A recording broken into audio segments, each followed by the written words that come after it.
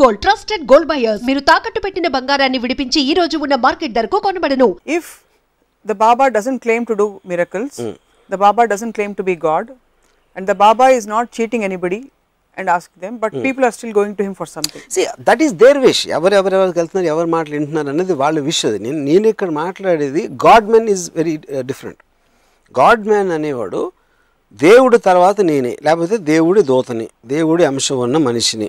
That is what their claim is. అవును. అలాంటప్పుడు మనం పొద్దున్న లేగిస్తే మనం చిన్నప్పటి నుంచి ఎన్ని స్కాండల్స్ చూసుంటాం. మొన్న ఇది రాంపాలో, లేకపోతే అంతకుముందు ఆసారామ, నిత్యానంద స్వామి, రకరకాల ఎన్నో జరుగుతుంటాయి. ఇప్పటి నుంచి కాదు, ఐఎమ్ టాకింగ్ అబౌట్ ఇయర్స్. కానీ అయినా కూడా వాళ్ళకి భక్తి పోదు, అయినా కూడా వేరే బాబాలు వస్తూనే ఉంటారు. ఎందుకంటే it's a necessity for people to have a baba. లేకపోతే అది ఏం చేయాలో అర్థం కాదు, ఎక్కడో వెళ్ళి మాట్లాడాలి. దేవుడు అంటే అలా మమ్మకు నువ్వు మాట్లాడు. ఇంకా ఎవరు మాట పూజారేమో మంత్రాలు చదువుతారు. సో ఎవరో ఒకరు they need for him to talk. Ultimately అది దానివల్ల రియల్ టైం బెనిఫిట్ వస్తుందా లేకపోతే రావట్లేదా పక్కన పెడితే, any kind of regressive thinking ని ప్రమోట్ చేసింది రియల్ టైం బెనిఫిట్ ఉండదు. ఇప్పుడు పాయింట్ ఏంటంటే 100,000 హాస్పిటల్స్ ఉంటాయి ఇండియాలో. సత్యసాయిబాబా లాంటి వాళ్ళు కట్టించి దాంట్లో ఎక్స్ట్రీమ్లీ లో percentage, if at all, I don't even know the number. Society advancement అనేది బాబాల మూలాన జరగదు. కేవలం ఇది వాట్ ఎవర్ దీస్ పీపుల్ వచ్చింది కొన్ని ఇన్స్టెన్సెస్ ఉండొచ్చు. మోస్ట్ ఆఫ్ ద టైమ్ వాళ్ళు స్కాండల్స్ ఉంటారు. And it is numerous examples for that. There are lot of good institutions which are contributing. I am not saying no to that. కానీ I feel that is regressive way of making contribution. ఎందుకంటే నేను బాబాని నమ్మి, బాబా దైవాంశ సంభూతుడు అందుకని నేను డబ్బులు ఇవ్వటానికి, లేకపోతే అసలు లేదు బాబా క్వశ్చన్ కాదు, నువ్వు హ్యుమానిటీ కోసం చేయాలని వాళ్ళు చెప్పకుండా నేను అబద్ధాలు చెప్పి మూఢ నమ్మకాలు పెరిపించి దాంట్లో చేసుకోండి. It will always be regression for society. అది ఏ ఎమోషన్తో వాడు ఏ ఇంటెన్షన్తో ఇస్తున్నాడు అది అవసరమా? అప్రస్తుతం అవుతుంది కదా అది. కరెక్ట్. అంటే ఇప్పుడు ఎలా ఉందంటే అది ఒకడు బాగా కాదు, ఒకడు బ్యాంకు దొంగలు ఇచ్చేసి పూర్ పీపుల్కి ఇచ్చేస్తున్నాడు. అంటే అది కరెక్ట్ అంటే ఇది కరెక్టే? నో అది వేరు, ఇది దొంగ. See there 2-3 points. ఒకటి దేవుణ్ణి నమ్మేస్తాం అని వీళ్ళు నమ్మటానికి, ఆ నమ్మకం వలన వచ్చిన డబ్బులు ఏమవుతున్నాయి, ఏం చేస్తున్నాడు అనేది ఆల్ త్రీ డిఫరెంట్ పాయింట్స్. ఎందుకంటే మీకు బిల్ గేట్స్ కూడా ఇస్తున్నాడు foundation, you will give some donation. ఎవరో ఈ సినిమా వాళ్ళు ఎంటర్టైన్ చేసి వాళ్ళు ఇస్తారు, ఎవరికో అలా రకరకాల వాళ్ళు రకరకాలుగా ఇస్తారు. పెద్ద పెద్ద ఇండస్ట్రీస్లు కూడా ఇస్తారు. అలాగే బాబాలు కూడా చేస్తూ ఉండొచ్చు. But the method which babas adopt is regressive. That's what I'm saying. That's what I'm asking. Why is it regressive? They are driving an emotion. They're driving an emotion on falseness. What is false? You're stunting people's minds. అంటే ఇప్పుడు ఇందాక నేను చెప్పినట్టు బ్యాంక్లో ఉన్న డబ్బు నేను దోచాను, అది సెపరేట్, ఇది నేను ఇచ్చేస్తున్నాను సెపరేట్. సో ఇక్కడ నేను దేవుణ్ణి, ఇతను దేవుడు అని నమ్మేసి ఆ కైండ్ ఆఫ్ దాంట్లో వీళ్ళు ఒక స్టాగ్నేట్ అయిపోవటం తప్పు. ఆ స్టాగ్నేషన్ డబ్బు వాళ్ళు ఏం కడుతున్నారు అనేది ఆ రెండుని మిక్స్ చేయకూడదు అంటున్నాను. సో మీ ఆరోపణ ఏమిటి? ఈ బాబాస్ అండ్ ఇన్స్టిట్యూషన్స్ కావాలని మాస్ హిప్నాసిస్ ద్వారా డబ్బు గుంజుతున్నారు అంటున్నారా? 100%. You feel so? 100%. So is there a problem with the institutions or with the devotees? With the devotees, always is the devotees. The Baba is a fine guy because he is making use of the dumbness of people. You are actually giving a motive and intention behind 100%. An institution like this. Yeah. And they are out to make money antaru. Everybody out to make money and name. Varma garu, meeku eppudaina కోపం వస్తుందా? I don't remember a single time na life lo na కోపం రాదు. I don't believe that. Actually even I don't believe it sometimes because అది ఎలాగా understanding వచ్చింది. Okay, first of all let us define ఏంటి కోపం అంటే ఏంటి. ఇప్పుడు రోడ్డు మీద ఒకడు వెళ్తున్నాడు, ఒక వెహికల్లో, ఒక స్కూటర్ ఏదో రాంగ్ రూట్లో ఎవడో వచ్చాడు. రాంగ్ రూట్లో వచ్చినప్పుడు ఏంటంటే అది అరుస్తారు, లేకపోతే వెనకాల నుంచి ఎవడో కొట్టాడు ఒకటి టక్కని సార్, దాన్ని రోడ్ రేజ్ అంటారు. కొన్నిసార్లు కొట్టుకుంటాం, కొన్నిసార్లు చంపడం కూడా జరిగింది. చాలా ఫేమస్ కేసు ఉంది పంజాబ్లో, క్రికెట్ ప్లేయర్ ఎవడో రోడ్ రేజ్ అనేది. అది ఎందుకు నా రోడ్లో ఇటు వస్తున్నాడు, ఆబ్వియస్లీ మీకు థ్రెట్, ఒక ట్రాఫిక్ యాక్సిడెంట్ అయిందో లేకపోతే ఏదో జరిగింది, దాంట్లో నుంచి ఒక విపరీతమైన కోపం అనేది మీరు రైట్ అనే ఒక కన్విక్షన్ నుంచి వస్తుంది. సో నేను రైట్ రాంగ్ అనేది నమ్మను కాబట్టి నాకు కోపం ఉండదు. మనం ఇక్కడ కూర్చున్నాం, ఎవరో కాఫీ అందిస్తున్నారు, ఎవరో కెమెరా చేస్తున్నారు, ఇంకోళ్ళు ఏదో చేస్తున్నారు, నా డ్రైవర్ ఏమో కింద వెయిట్ చేస్తున్నాడు, ఎప్పుడు అవుతాడో ఎప్పుడు వెళ్దామా అని అనుకుంటాడు. అందరూ వాళ్ళ పొజిషన్లో వాళ్ళ కేపబిలిటీ బట్టి, వాళ్ళకున్న సిచ్యువేషన్ బట్టి దే హ్యావ్ టు బీ అప్పుడు ఒక హుదూద్ సైక్లోన్ వస్తే మనం ఏం చేయలేం కాబట్టి దాక్కుంటాం, so we all have limited powers point. కానీ ఇలా చేయకూడదు ఇలా చేయాలి అని రిలీజియన్ కానీ ఒక సోషల్ ఫ్యాబ్రిక్లో సోషల్ స్టాండర్డ్స్ కానీ ఒక మారల్ స్టాండర్డ్స్లో ఇది కరెక్ట్ ఇది రాంగ్ అని కొన్ని నియమాలు పెడుతుంది ఇది సొసైటీ ఇన్ వేరియస్ వేస్. దాంట్లో నడుచుకుంటే కరెక్టు, దాంట్లో రాంగ్ అయితే కరెక్ట్ కాదు. సో కరెక్ట్ కాదన్నోడు వాడి గిల్ట్ ఉంటుంది కాబట్టి వాడి మీద విరుచుకుపడతారు. రాంగ్ సైడ్లో రైట్ సైడ్లో అనేది అక్కడి నుంచి వచ్చింది. అప్పుడు ఎవడైతే కారు దిగాడు వెనకాల నుంచి కొట్టాడు అనుకోండి, సపోజ్ ఒకడు నేను కారు నడుపుతున్నాడు, వాడు వెనకాల నుంచి వచ్చి గుద్దాడు అని వాడు కింద దిగుతాడు కోపంతో. అవతల కారు నుంచి దిగినోడు వీడికన్నా ఒక్క అడుగు పొడుగు ఉంటే ఆడు కోపం దిగిపోతుంది. ఎందుకంటే అంతే, బికాస్ మీకున్న ఇండిగ్నేషన్ కూడా ఒక లిమిట్ ఉంటుంది. ఇప్పుడు నాకు తెలుసు, నాకు ఒక మేకప్ మ్యాన్ ఒకటి తెలుసు, ఆడికి విపరీతమైన కోపం వచ్చేప్పుడు ఆడి వాచ్ తీసి కింద పడేసాడు. iPhone 6 అయితే iPhone 6 పక్కన పెట్టండి, దట్స్ క్వశ్చన్ ఆఫ్ కాస్ట్. అప్పుడు ఏంటి, నేను కంట్రోల్ చేసుకోలేనండి అసలు కోపం ఎరగొట్టేస్తానంటే అప్పుడు నీకు ₹1,00,000 వాచ్ ఇస్తే ఎరగొట్టు. ఎందుకంటే అప్పుడు దాని వాల్యూ బట్టి ఇది అవుతుంది. ఇప్పుడు గాజు గ్లాస్ ఉంది, మీ మీద కోపం వచ్చి నేను ట్యాప్కని దాన్ని కొట్టాను, అది ఇరిగిపోయింది. ఎందుకు, నాకు సబ్కాన్షియస్గా దాన్ని ఇరగొట్టేంత పవర్ నాకు ఉంది అని తెలుసు. అదే మీరు ఫుల్ ఐరన్తో చేసిన ఫిక్స్డ్ బ్యాటర్ నా చెయ్యి ఇరుగుతుంది కొడితే, అప్పుడు నా కోపం కంట్రోల్లో వస్తుంది. సో ఇప్పుడు మీరు మీ ఇంట్లో మీ పనివాడు బాగా పనివాడు బాగా చేయలేదు, ఎంట్రా నన్ను అరిసి ప్రతన కోపం వచ్చింది, అది ఆబ్వియస్లీ అది దావుద్ ఇబ్రహీం మీద అంత తొందరగా కోపం రాదు. ఎందుకంటే దావుద్ ఇబ్రహీం ఏం చేయలేమని తెలుసు మనం, అందుకని అది భయంగా మారుతుంది. సో కోపానికి భయానికి చాలా deep interlink. First of all I will stop you there.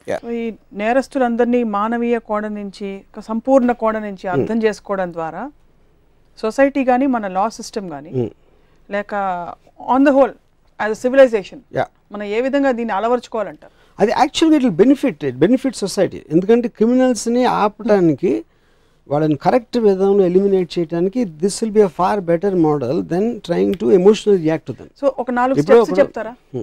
ఒక క్రైమ్ జరిగింది, ఒక క్రిమినల్ దొరికాడు, వాడిని అరెస్ట్ చేసిన అప్పటి మొదలుకుని మీడియా ఏం చేయాలి? ఫర్ ఎగ్జాంపుల్ నేను ఒక if I in a panel, అని ఏ పొజిషన్లో ప్యానల్ నాకు తెలియదు, నిర్భయ రేప్ కేసు వాళ్ళందరినీ నా ఉద్దేశంలో వాళ్ళందరినీ కూర్చోబెట్టి ఒక ప్యానల్ ఆఫ్ సైకాట్రిస్ట్ కూర్చుని అసలు నువ్వు ఇది ఎందుకు చేసావు, అంటే నీకు పొగరా, నీకు పట్టుబడనని నీకు ధైర్యమా, లేకపోతే అమ్మాయిలు అంటే వాళ్ళు ఎవరినైనా రేప్ చేసేయాలనే ఆలోచన నీకు ఎక్కడి నుంచి వచ్చింది, ఎలా వచ్చింది, ఇన్ని లాస్ ఉన్నాయి, దానికి శిక్ష వేస్తారని తెలుసు, గొడవ జరుగుతుందని తెలుసు, నువ్వు జైలుకి వెళ్తే నీ ఇంట్లో వాళ్ళు కష్టపడతారని నీకు తెలుసు, ఇవన్నీ తెలుసు కూడా ఎందుకు చేసావు అని ఇలాంటి క్వశ్చన్స్ ఆస్పెక్ట్లో వాళ్ళ ఆన్సర్స్ తీసుకుని వాళ్ళు చెప్పినప్పుడు you will get a more understanding of what exactly that. ఆ అండర్స్టాండింగ్ ఉపయోగించుకుని you have to change the laws or change a way of how to deal with the thing. అంతేగాని కైమని అరిసినంత మాత్రాన్ని ఏమవుతుంది. సో అది మీరు అన్నది to make it a more holistic perspective. అది వేరండి, శిక్ష వేయటం వాడిని తీసేయడం చంపేయడం అది వేరు. కానీ వాడి నుంచి తెలుసుకోవాల్సింది అది. అంటే ఇప్పుడు పాము కరిచింది, అది చచ్చిపోయిన తర్వాత పాముని అటాప్సీ చేసి దాని ఏంటి అసలు పాయిజన్ ఎక్కడి నుంచి వస్తుంది, దానికి ఏమన్నా విరుడు రావచ్చా, ఇలా రావచ్చా, ఎంత స్పీడ్లో వెళ్తుంది, ఇలాంటి అన్నీ స్టడీ చేస్తే you can caution the people not to get in to that situation. అలాంటి ఎఫర్ట్ కూడా నేను చూడలేదు అక్కడ. ఒకవేళ ఎఫర్ట్ చేస్తే పబ్లిక్ డొమైన్లోకి రావాలి. ఆ డొమైన్లోకి వచ్చినప్పుడు వుడ్ బి రేపిస్ట్ కూడా వింటాడు, నేను ఇలా అనుకుంటున్నాను కదా, వాడు అలాగే అనుకున్నాడు, కానీ అనుకుని కూడా వాడు పట్టుబడిపోయాడు, కాబట్టి అలాంటిది స్టాప్ చేయడానికి ఛాన్స్ ఉంటుంది. కానీ కేవలం మీరు శిక్ష కాలం పెంచేసి లేకపోతే నరికేయండి చంపేయండి అంటే అది ఏమవుతుంది దానివల్ల. మీరు ఇంత నాన్ వైలెంట్ నాకు తెలియదు అసలు, మీరు కనిపించినంత ఎక్స్ట్రీమ్ వ్యూస్ ఏమి లేవు మీకు. థ్యాంక్స్. హోలిస్టిక్ పర్స్పెక్టివ్ నుంచి మీరు చెప్తున్నది makes a lot of sense actually. అంటే ఇది ఎమోషనల్ రెస్పాన్సెస్ వల్ల టెంపరరీ సొల్యూషన్స్ వస్తాయి, temporary fixes pressurising the government to do that. చేసేయాలి, చంపేయాలి అంటే వాళ్ళు కూడా అలా రియాక్ట్ అవుతారు. ఎస్ కరెక్ట్, అది చేయటం కరెక్ట్, ఎందుకంటే గవర్నమెంట్ కూడా కాంప్లిసెంట్గా ఉంటుంది.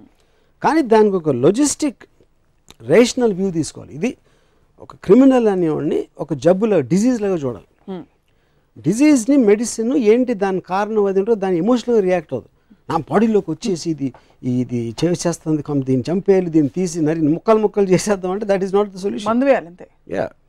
మందు వేయాలి, ఎందుకు వస్తుందని తెలుసుకోవాలి, మళ్ళీ రాకుండా ఏం చేయొచ్చు అని రేషనల్ థాట్ ఉండాలి దానికి. As we wind up Varma garu, what is the most horrible crime మీ దృష్టిలో? అతి ఘోరమైన నేరం ఏమిటి?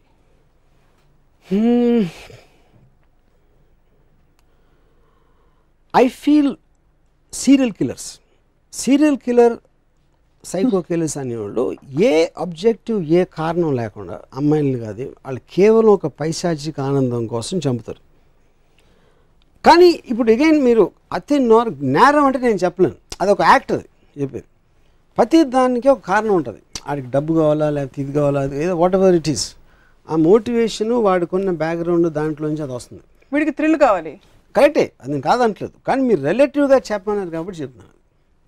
ఒక కంపల్షన్ యాక్ట్ చేయించడానికి ఒక సిచ్యువేషన్లో కేవలం ఆ డిజైర్ కోసం ఇంకొకరిని చిత్రహింసకు గురి చేసి చంపడం అనేది there is a fundamental difference, అది నా పాయింట్లో. కానీ మీరు చెప్పినట్టు ఒప్పుకుంటాను, థ్రిల్ కావాలి, ఆడికి డబ్బు కావాలి, వీడికి థ్రిల్ కావాలి. There is no difference. But if ఈ ఇద్దరిలో నాకు ఒకరిని చంపడానికి అవకాశం ఇస్తే నేను థ్రిల్లోని చంపుతాను. ఎందుకంటే థ్రిల్ అవసరం లేదు మనిషికి అంటారు. అవసరం లేదని అంటలేదు, తక్కువ అవసరం అంటారు. తక్కువ. I would say that fellow మనిషిని చంపడం అనేది for that reason I think it's very. So you don't justify that a person needs to get a thrill. ఒక క్రిమినల్ సైకాలజిస్ట్తో మాట్లాడిన ఫీలింగ్ కలిగింది ఈరోజు. లాస్ట్ క్వశ్చన్ రాము గారు, ఈ బంధాల complication is it specific to the male female species of any nature, అంటే any nature of బంధం, or it is true for any బంధం? Male anything. I think family ఓరియంటెడ్లో మేల్ ఫీమేల్ ఉండదు.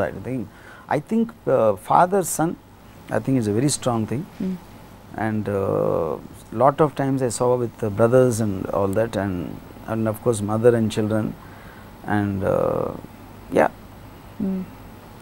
చాలా సీతా గీత, గంగామంగ ఇలాంటి అంటే రకరకాల మనం బంధాలని ఎన్హాన్స్ చేసి ఎలివేట్ చేసే సినిమాలే చూస్తూ వచ్చాం. బంధాల కోసం యుద్ధాలు జరిగి చేసిన పురాణాలు కూడా చూసాం. ప్రాపర్టీస్ కోసం చంపుకోవడాలు చూస్తూ ఉంటాం. అన్న తమ్ముల కోసం లివర్లు, కిడ్నీలు దానాలు చేస్తూ చూస్తూ ఉంటాం. ఇంత వైవిధ్యం ఉండే ప్రపంచంలో ఒక్క లైన్లో బంధాలని ఎలా వర్ణిస్తారు చెప్పేసేయండి, then will wind up.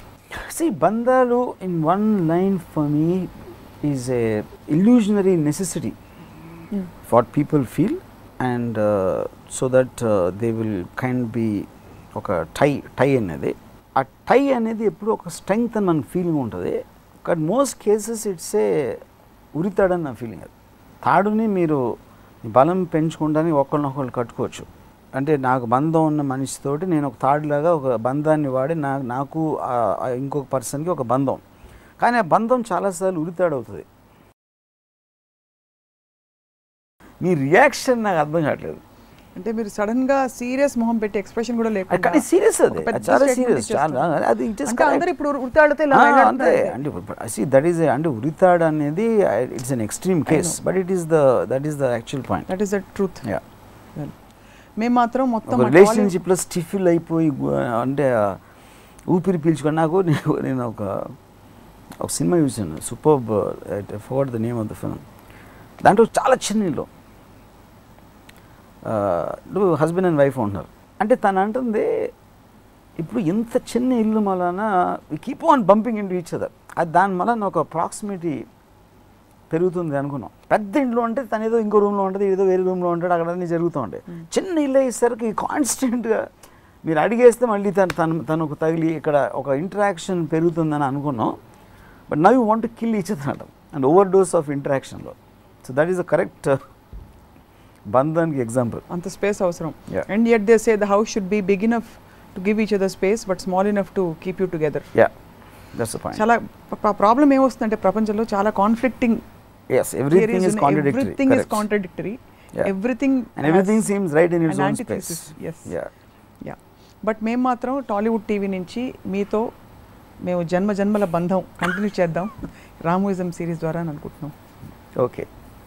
Thank you very much ఈరోజు బంధాల గురించి. But I have no problem with Tollywood TV because Tollywood TV ఎప్పుడు నా భుజం మీద చేయదు అన్న చాలా స్ట్రాంగ్. మ్యాక్సిమము నీ ఎపిసోడ్స్ ఇంకా బోర్ కొడుతున్నారా, తర్వాత కలుద్దాం బాయ్ అని చెప్పచ్చు. అంతకన్నా ఎక్కువ ఈ బంధం నుంచి నేను ఎక్స్పెక్ట్ చేయను, మీరు ఎక్స్పెక్ట్ చేయరు, కాబట్టి దట్స్ ఓకే. మీ ఫ్యాన్స్ భుజం మీద చేయ కాదు, మా గొంతుల మీద చేసి కొత్త ఎపిసోడ్ రాలేదని చెప్పి చంపేస్తారు.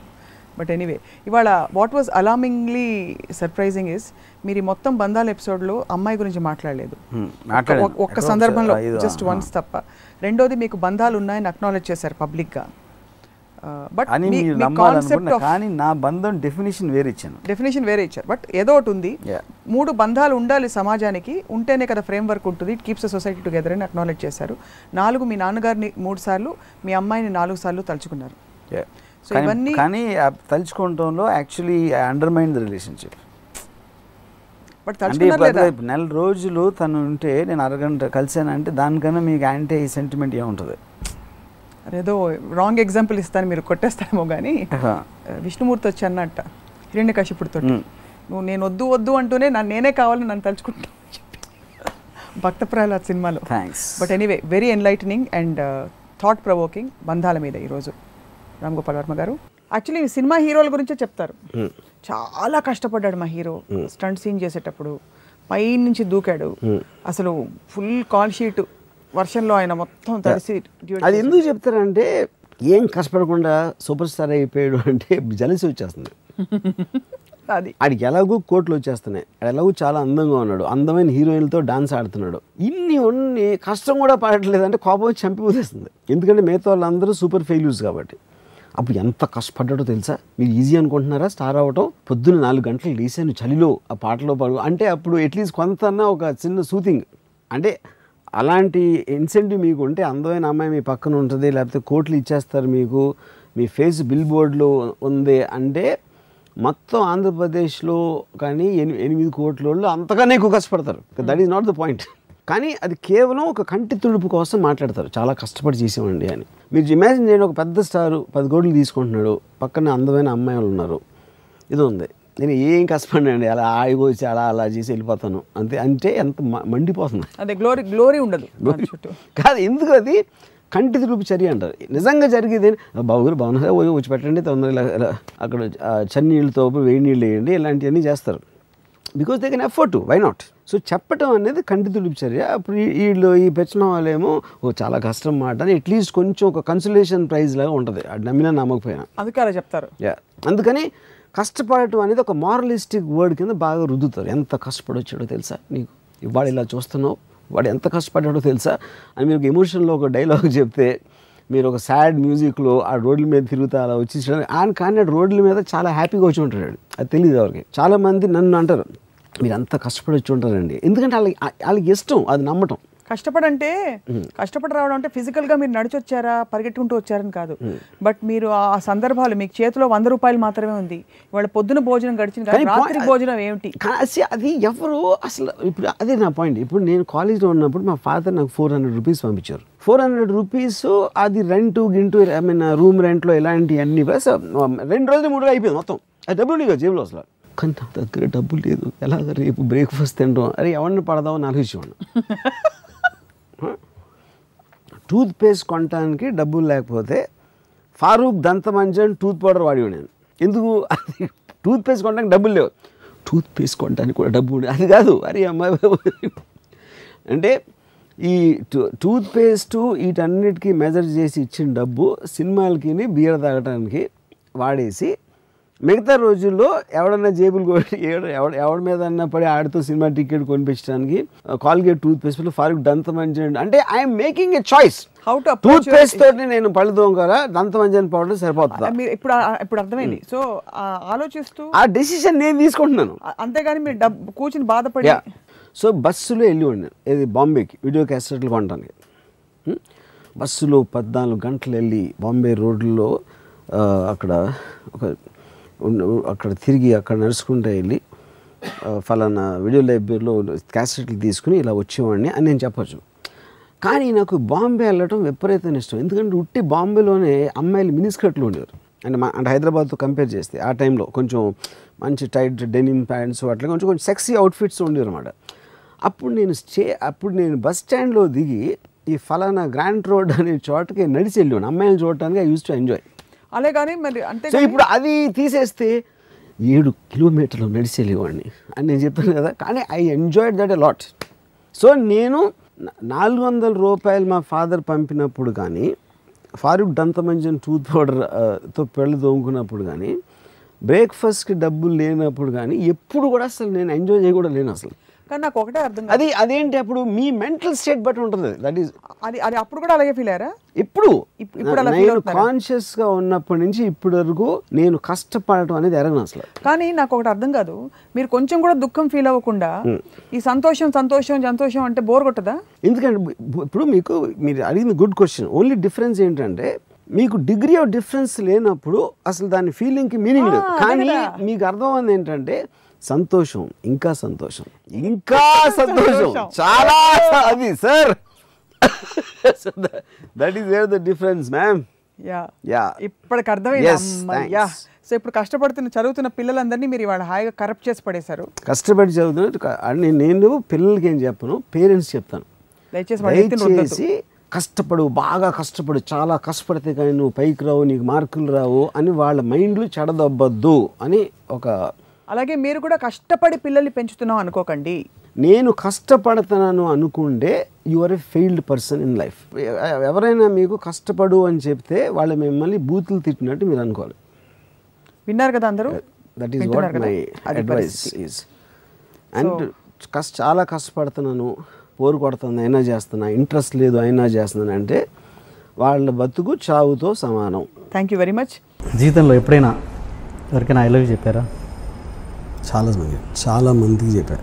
చాలామంది చెప్పారు. పెళ్ళికి ముందు, పెళ్ళికి తర్వాత కూడా. దాంట్లో ఒక ఇంట్రెస్టింగ్ ఎపిసోడ్ ఏదైనా? ఇంట్రెస్టింగ్ ఎపిసోడ్ నా పర్సనల్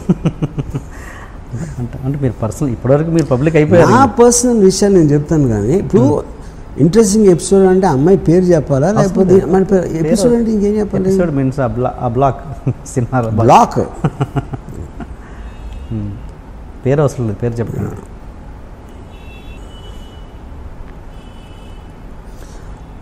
ఇంజనీరింగ్ కాలేజ్లో ఉన్నప్పుడు ఒక సత్య అని ఒక అమ్మాయిని ఇష్టలో, అమ్మాయి మెడికల్ కాలేజ్ అమ్మాయి. షీ వాజ్ అంటే ఆ టైంలో ఇంజనీరింగ్ కాలేజ్ కాంపౌండ్లో ఒక మెడికల్ కాలేజ్ కూడా టెంపరీగా ఉండేది. అంటే బిల్డింగ్స్ తర్వాత కడుతున్నారు, ఈ లోపల యూజ్ చేయడానికి అన్నట్టు ఒక బిల్డింగ్ యూజ్ చేశారు అనమాట. సో వాళ్ళందరూ ₹1,00,000 డొనేషన్ కట్టి వచ్చిన వాళ్ళు, మేమందరం 10,000 12,000 కట్టి ఇంజనీరింగ్ బ్యాచ్. ఓకే. సో మా అందరికీ కూడా ఒక ఇన్ఫీరియారిటీ కాంప్లెక్స్ ఉండేది. కానీ మెడికల్ కాలేజ్లో అమ్మాయిలు ఉండేవారు, ఇంజనీరింగ్ కాలేజ్లో చాలా తక్కువ. ఇప్పుడు దాంట్లో అందరికన్నా అమ్మాయి సత్య అమ్మాయి ఒక కారులో వచ్చింది, బ్లూ పద్మిని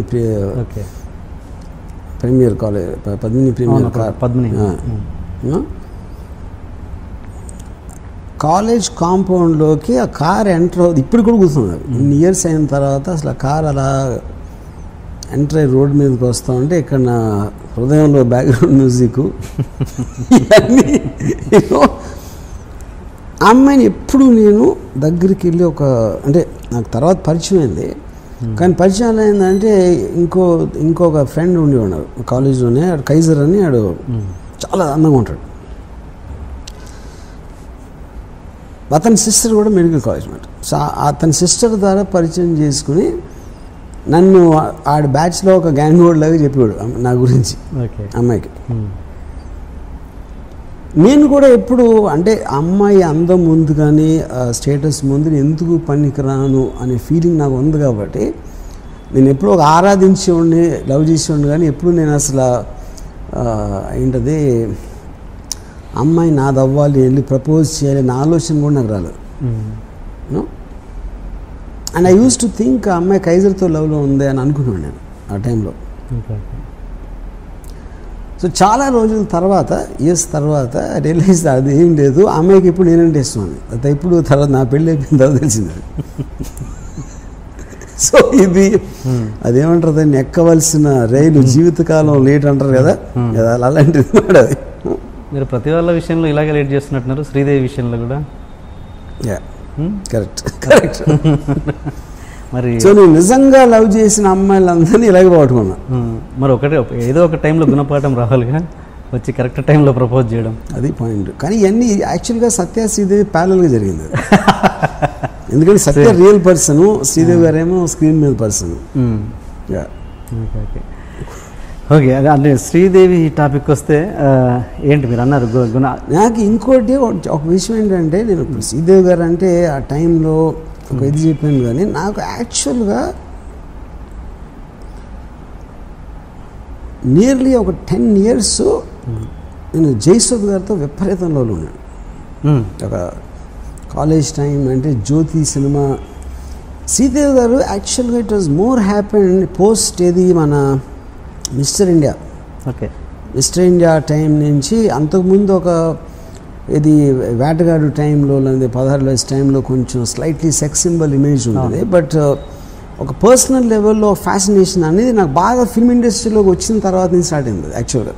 అంటే ఫిల్మ్ ఇండస్ట్రీ అంటే నేను డైరెక్టర్ అని కాదు, నేను చెప్పేది ఒక అసిస్టెంటో లేకపోతే సినిమాల్లో అన్నపూర్ణ స్టూడియో చుట్టూ తిరిగే రోజుల్లో అక్కడ స్టార్ట్ అయింది యాక్చువల్గా. ఓకే, ఒరిజినల్గా కాలేజ్లో ఉన్నప్పుడు అంతా నాకు జయసుధ్ గారు యాక్చువల్గా. అప్పుడు ఫస్ట్ టైము నేను అంటే ఆల్మోస్ట్ అబ్సెషన్ మాట జయసుధ్ గారు అంటే ఆవిడ ఫోటోలు లేకపోతే ఒక జ్యోతి సినిమా వాల్ పోస్టర్ ఒక కాంపౌండ్ వాల్ మీద అంటించుంటే రోడ్డు మీద నుంచుని ఒక గంటలు చూసాను అలా చూస్తూ ఉన్నాను. వాల్ పోస్టర్ మీద అంతే. తర్వాత ఒకసారి ఫస్ట్ టైం శ్రీవారి వచ్చినట్లు షూటింగ్ జరుగుతూ ఉంటే మా ఫాదర్ని అడిగి జయసుధ అక్కడ జయసుధ్ గారు కొంచెం దూరంలో ఆవలిస్తున్నారు. అంటే ఒక సినిమా స్టార్ కూడా మనిషిలాగా మామూలు మనిషిలాగా ఆవలిస్తుందని నేను తట్టుకోలేకపోయాను. I just was disappointed and I felt betrayed అసలు. ఇంకోటి స్క్రీన్ మీద మీరు చూసినప్పుడు ఒకరిని అంత పెద్ద స్క్రీన్ మీద లైట్స్, కంపోజిషను, మ్యూజిక్, డైలాగ్తో చూస్తారు కాబట్టి సడన్గా ఏమీ లేకుండా బేరుగా చూసినప్పుడు ఎవరైనా డిసప్పాయింట్ చేస్తారు ఇర్రెస్పెక్టివ్ అది ఎంత పెద్ద స్టార్ అని అవును. సో అన్ని సంవత్సరం అమరదీపం అనే సినిమా 3rd year ఇంజనీరింగ్లో వచ్చింది. మన కృష్ణాంకిలో రాంప్రియ అని ఒక థియేటర్ ఉండేది. 7 సార్లు ఒక క్లోజప్ కోసం చూసాను ఆ సినిమా. జయసుధ్ గారు ఒకే ఒక క్లోజప్ ఒక పాటలో జస్ట్ ఒక మ్యాక్సిమం 3 seconds వస్తుంది అది ఆ షాట్ పాటలో. ఆ క్లోజప్ కోసం ఎగ్జామ్స్ జరుగుతున్న టైంలో 7 సార్లు చూసిన కేవలం ఆ క్లోజప్. ఆ మిగతా సినిమాకి నాకు సంబంధమే లేదు అసలు. అది యాక్టింగ్ కాదు, ఆవిడ ఏం యాక్ట్ చేశారో అది కూడా కాదు. తర్వాత ఒక ఫస్ట్ టైం రావు గారి ఇల్లులో పనిచేస్తున్నప్పుడు అసిస్టెంట్ డైరెక్టర్ చేసిన రావు గారిలో తెలుసు. జయసుధ్ గారికి సీన్ పేపర్ ఏమని మా డైరెక్టర్ చెప్పారు తరణి. అంటే ఫస్ట్ టైం జయసుధ్ గారికి 2 అడుగుల దూరంలో నిలబడే అవకాశం వచ్చింది. సో నేనే రాసిన సీన్ పైగా నేను మొత్తం రాసి ఆవిడకి ఇస్తున్నాను కాబట్టి ప్రతి వర్డు ఇది అది అంటే ఆ రోజుల్లో ఇది కూడా ల్యాప్టాప్ ఉండేది కదా, అన్ని హ్యాండ్ రైటింగ్ అవి చింపేసి మళ్ళీ రాసి నాకు చాలా బ్యాడ్ హ్యాండ్ రైటింగ్ పైగా తెలుగు రాయడం వచ్చా మీకు? Of course. నా హ్యాండ్ రైటింగ్ ఎంత అందంగా నా శక్తికి మించిన కృషి చేసి ఫైనల్గా సీన్ రాసి తీసుకెళ్ళింది. ఏది రాత్రి అంతా రాసి పొద్దున్న రాసి ఆవిడ షూటింగ్ వచ్చే టైంకి ఆవిడ కూర్చుని ఉంటే వెళ్ళి ఇచ్చింది పేపర్. నా మైండ్లో ఏంటి ఆవిడ చదివి ఇంప్రెస్ అయిపోయి ఎవరు రాశారు అని ఒక బల్బులాగా ఆవిడ మొహం వెలిగి నేనే రాశాను అని చెప్దామని నా ఫ్లాష్ ఫార్వర్డ్ అయిపోయింది సీన్ ఆల్రెడీ. మొత్తం బ్యాక్గ్రౌండ్ ఎడిటింగ్ చేసి నా మైండ్లో ప్లే అయింది అది ఆల్రెడీ చాలాసార్లు.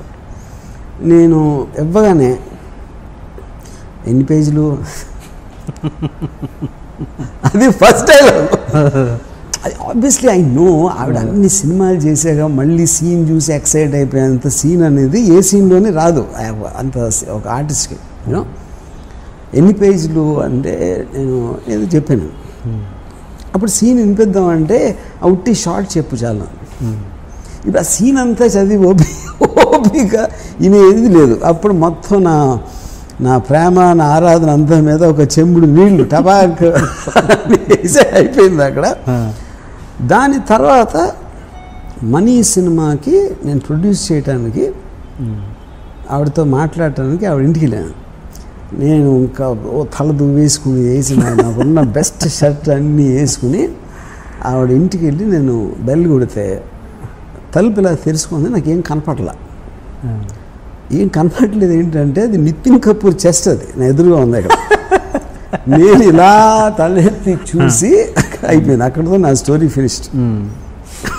అంటే అక్కడికి పెళ్ళైంది అన్న విషయం నాకు తెలుసు, కానీ సడన్గా నితిన్ కపూర్తో నేను పోల్చుకుంటే నేను ఒక టీంగా ఒక ఏంటి ఇలా కొట్టేయండి వెళ్ళి హైదరాబాద్, చెన్నైలో జరిగింది అది, నేను వెళ్ళి హైదరాబాద్లో పడతాను. దాంతో నా లవ్ స్టోరీకి ఫుల్ స్టాప్ పెట్టింది అంతే. ఈ విషయాలను ఎప్పుడైనా డిస్కస్ చేశారా ఆవిడతో మధ్యలో? నాట్ ఇన్ వెరీ అప్పుడప్పుడు చెప్పాను, but not in so much detail. ఏమంటారా రియాక్షన్ ఏంటి? She won't believe it. అని ఇన్ని ఇలా చెప్పి మళ్ళీ శ్రీదేవి గురించి మాట్లాడతావు కదా, అది వేరే ప్యారలల్ ట్రాక్స్. అంతేగా. మీరు ఇప్పటికీ చాలామంది దగ్గర మీ ఈక్వల్, మీ దగ్గర వాళ్ళ దగ్గర ఇప్పటికీ గిల్టీగా ఫీల్ అవుతారని, ప్రపోజల్ విషయంలో చాలా లేట్ చేశాను అప్పుడు ఇదేనా శ్రీదేవి గారి విషయంలో ఇప్పటికీ గిల్టీగా ఫీల్ అవుతారా? What ever I said already నేను బుక్లో రాశాను, నా ఇష్టంలో రాశాను. అండ్ అది హిమ్మత్వ, అమితాబ్ గన్స్ హిమ్మత్వ గన్స్ అంతా. Okay okay. అంటే దాని గురించి బోనిగా స్టేట్మెంట్ ఇచ్చేసి ఈజ్ ఎ పర్వర్టెడ్ మ్యాన్ అన్నట్టు కూడా ఇచ్చారు కదా. ఇప్పుడు మీడియా కూడా అడుగుతుంది ఇలా అన్నాడు దాని మీద, అంటే ఏమంటాడు బోని కూడా ఇస్తాడు. ఓకే. ఇది ఒకవేళ శ్రీదేవి గారు చాయిస్ బోని కపూర్ అయితే కనుక అంతకంటే బెటర్ చాయిస్ నేను కదా, అది నేను తొందరపడలేదు అన్నారు. దాని మీద మీ అదే కదా నేను చెప్పింది. ఆబ్వియస్లీ ఇప్పుడు నేను నాకు అంత ఎత్తులో ఉంది ఒక అమ్మాయి అనుకున్నప్పుడు, నాకన్నా నా ఉద్దేశంలో తక్కువ ఎత్తున చేసుకుంటే నేను ఫెయిల్ అయినట్టే కదా. అది ఇందాక నేను సత్య విషయంలోని ఈ విషయంలో కూడా అదే చెప్పింది.